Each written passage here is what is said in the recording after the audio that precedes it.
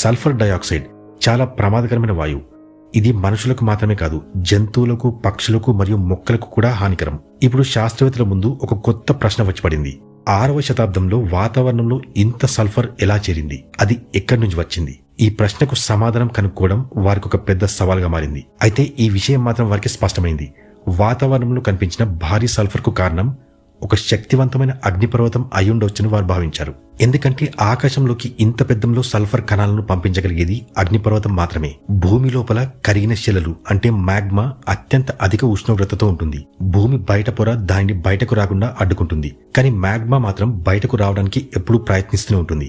ఒకవేళ సముద్రపు నీరు మ్యాగ్మాతో చేరితే పరిస్థితి మరింత ప్రమాదకరంగా మారుతుంది.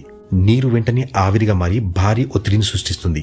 ఆ ఒత్తిడి ఒక స్థాయి దాటినప్పుడు అగ్నిపర్వతం భారీ విస్ఫోటనంతో పేలిపోతుంది. ఆ సమయంలో లావా మాత్రమే కాదు, సల్ఫర్ డయాక్సైడ్ వంటి ప్రమాదకరమైన వాయువులు కూడా వాతావరణంలోకి విడుదలవుతాయి.